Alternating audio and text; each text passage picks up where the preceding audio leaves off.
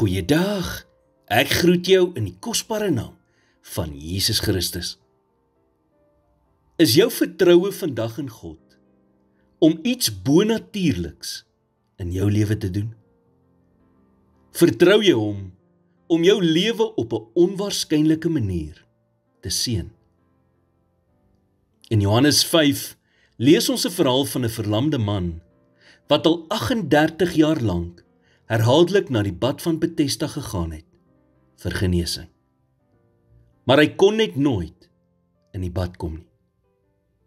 Vir 38 jaar lank het hy gekyk hoe al die ander hul genesing kry, maar nooit het hy syne gekry nie. En Jesus het na die man toe gegaan en hom gevra in vers 6, wil jy gesond word? En hy antwoord hom toe in vers 7, Here, ek het niemand om my in die bad te sit as die water geroer word nie. En onderwyl ek kom, gaan 'n ander een voor my in. Jesus het hom gevra of hy gesond wil word. En in plaas daarvan om Jesus te antwoord, het hy vir Jesus vertel hoekom hy nie gesond kan word.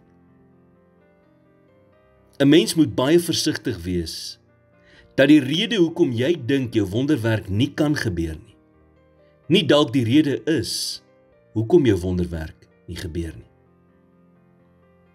Maak vandag 'n besluit om op te hou fokus op hoekom jy dink jou wonderwerk nie kan gebeur nie en om eerder te fokus op God se beloftes in sy woord. Jy sien, daar is 'n verskil tussen feite en waarheid. Feite is gebaseer op wat prakties voor jou aangaan, of wat jy fisies met jou oë sien.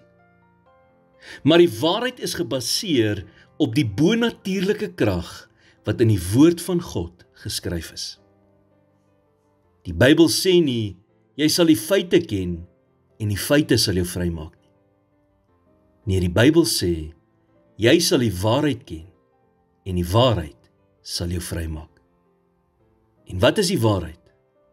Lukas 1 vers 37 sê, want geen ding sal by God onmoontlik wees nie.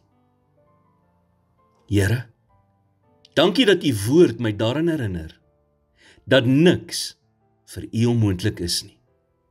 Help my, om wanneer ek in 'n wagseisoen is, my vertroue in u te sit, en te glo dat u dit kan doen, wat in my lewe onmoontlik lyk.